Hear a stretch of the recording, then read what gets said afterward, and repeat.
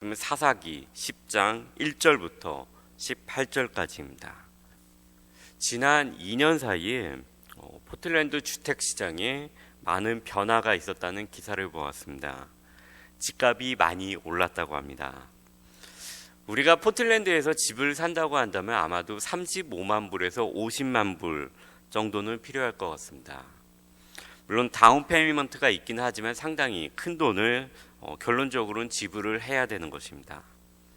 그런데 이 돈을 계약서 없이 신용만으로 서로 알고 있으니까 라면서 계약서 없이 매매를 하시는 분은 아마 한 분도 없을 것입니다.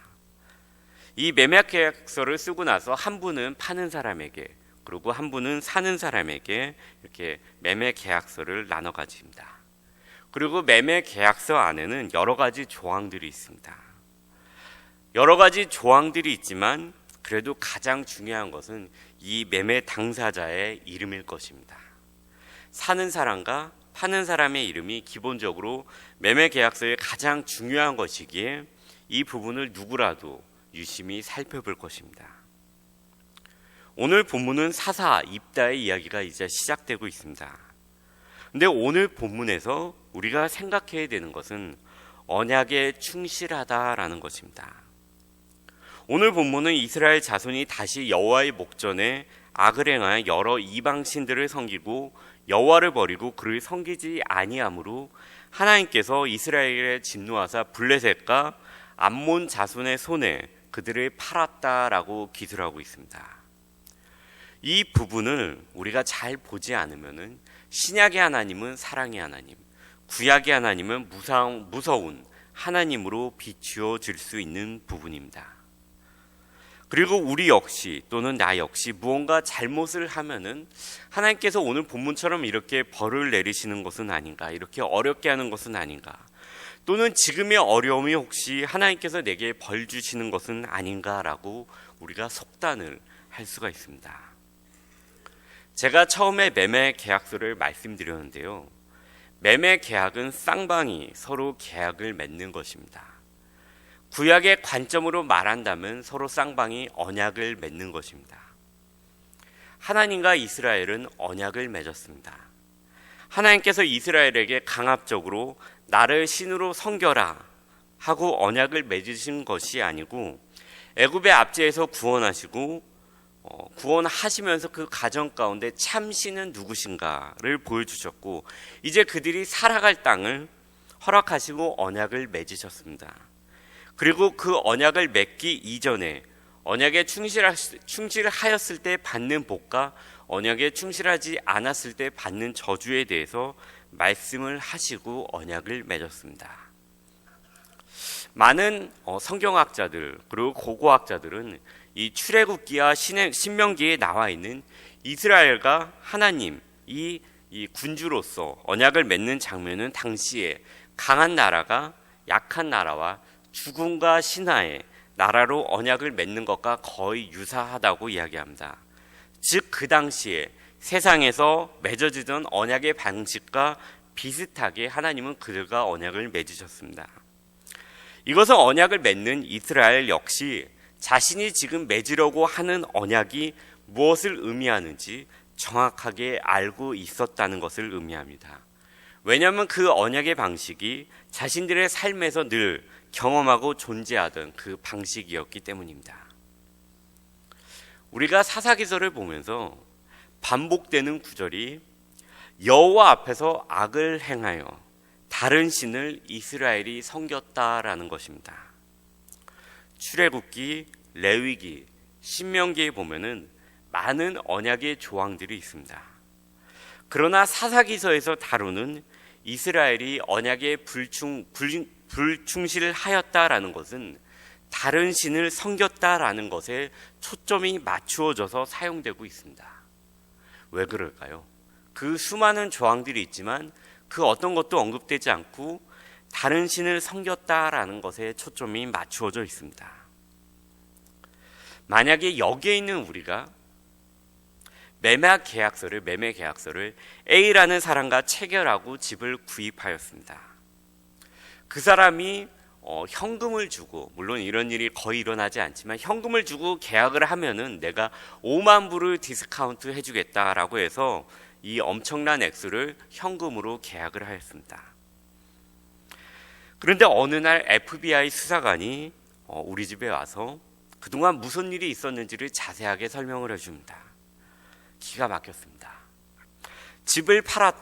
나한테 집을 팔았던 그 A라는 사람이 계약서에 구입자의 이름인 우리의 이름을 정말 정교하게 위조 전문가에게 돈을 주고 고쳐서 다른 사람에게 내가 지금 구입한 집을 다시 팔고 전문 집털이범 도둑에게 돈을 주어서 내가 집안에 잘 보관하고 있는 매매 계약서 역시도 그 바뀐 이름으로 바꿔치기를 해서 저도 몰랐는데 집에 바뀐 매매 계약서를 보관하고 있었습니다. 그것을 FBI 조사관이 이중 계약을 조사하다가 그것을 보고서 저에게 와서 얘기를 했습니다. 만약에 이런 상황이 우리에게 닥쳤습니다. 기분이 어떠시겠습니까? 35만 불, 50만 불이 그냥 날아가거나 아니면 복잡한 이중 계약 소송에 휘말릴 뻔하였습니다. 이스라엘이 다른 신을 섬겼다라는 것은 매매 계약서의 판매자와 구입자의 이름을 바꾸는 것과 같은 계약의 근본을, 가장 중요한 부분을 바꾸는 일이었습니다. 내가 그 집을 구입하기 위해 돈을 내고 그리고 계약서의 수많은 조항들을 다 지킨다고 하여도 계약서에 내 이름이 지어지고 다른 이름이 올라가 있다면은 그 누구도 그 집이 내 집이라고 손을 들어주지 않을 것입니다. 다른 신을 섬겼다라는 것은 언약의 근본을 완전히 틀어버리는 것을 의미합니다. 만약에 우리의 사랑하는 자식이 이러한 중요한 매매 계약서의 사기극에 휘말리거나 존재하지 않는 사람으로부터 현금으로 35만 불, 50만 불의 돈을 주고 집을 사려고 한다면 우리는 당연히 이를 말릴 것입니다. 형체가 있지도 않은 매매자의 거짓으로부터 집을 구입하는데 말리지 않을 부모가 어디 있겠습니까? 이제 이스라엘이 하나님의 말씀대로 주변 사람들의 침략 가운데 어려운 가운데 있게 되었습니다. 아주 힘이 듭니다. 오늘 본문은 이스라엘이 처한 지금의 상황에 대해서 이렇게 표현하고 있습니다. 이스라엘의 공고가 심하였더라. 공고가 심하였더라 라고 이야기하고 있습니다. 너무너무 힘이 드는 이 상황이 단지 1년, 2년 만의 문제가 아니라 18년 동안 이 어려움이 계속해서 지속되었습니다. 이제 이스라엘 사람들 가운데 뭔가 잘못되었다라는 생각이 듭니다. 왜냐하면 그 당시 전쟁은 신과 신들의 전쟁이었기 때문에 이스라엘 역시 자신이 섬기는 신들, 오늘 본문 6절에 나오는 7명의 신들에게 빌고 빌었을 것입니다. 바알들과 아스타롯과 아람의 신들, 시돈의 신들과 모압의 신들과 암몬 자손의 신들과 블레셋 사람들의 신들을 붙잡고 전쟁에 나가서 우리가 이길 수 있게 해달라고 기도하였지만 패하고 또 패했습니다. 그래서 제사를 드렸지만 또 패했습니다. 전쟁에 패하고 압제에 놓이는 것이 1년도 아니고 2년도 아니고 18년 동안에 곡식과 양식을 약탈당하고 자신의 자식들이 죽는 일이 계속해서 벌어졌습니다. 이제 느낍니다. 이런 내가 거짓 신을 섬기고 있었구나. 내가 존재하지 않는 사람으로부터 집을 사려고 돈을 주고 있었구나. 그들 가운데 이제 이런 느낌이 들어왔습니다. 이제 그들이 과거의 자신을 구원하여 애굽 사람과 아모리 사람과 암몬 사람과 블레셋 사람으로부터 이스라엘을 구원하셨던 하나님을 기억하고 앞에 나와서 구해달라고 기도합니다. 하나님을 찾습니다. 하나님은 지금 나와서 구해달라고 이야기하는 그들에게 이렇게 말씀하십니다. 가서 너희가 택한 신들에게 부르짖어 너희의 환난 때에 그들이 너희를 구원하게 하라라고 이야기합니다. 이 부분까지 읽으면 우리는 하나님의 교육 방식이 조금 세다고 느낄 수 있습니다. 그래도 회개하고 하나님께 나아왔는데 좀 너무 하신다라고 느낄 수 있습니다. 그러나 그 다음 구절인 15절과 16절을 계속해서 읽어나가면 하나님께서 기다리셨던 것은 진정한 마음의 회개라는 것을 알 수 있습니다. 제가 그 16절을 우리말 성경으로 읽어드리겠습니다. 그러고 나서 그들은, 이스라엘입니다, 자기들 가운데 있는 이방신들을 버리고 여호와를 섬겼습니다. 여호와께서는 이스라엘의 고통을 보시고 슬퍼하셨습니다. 첫 번째 하나님께 나와서 하였던 회개가 입술만의 회개였다면, 그들은 이제 자신에게 있는 이방신들을 제하여 버리고 행함이 있는 회개와 함께 마음을 다한 회개와 함께 하나님 앞에 엎드립니다.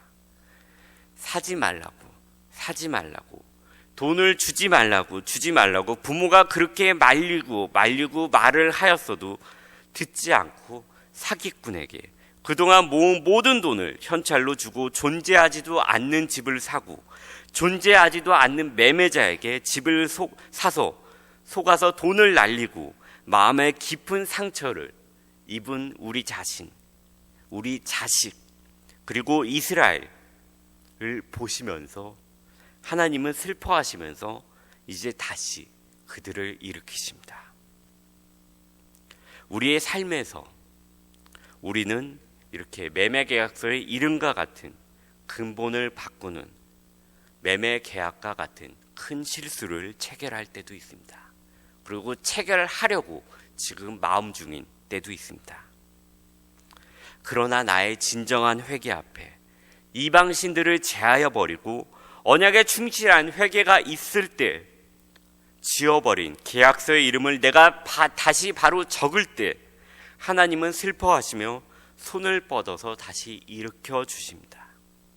우리의 고통 가운데, 우리의 회개 가운데 함께 하시는 하나님을 오늘도 우리는 경험할 수 있습니다.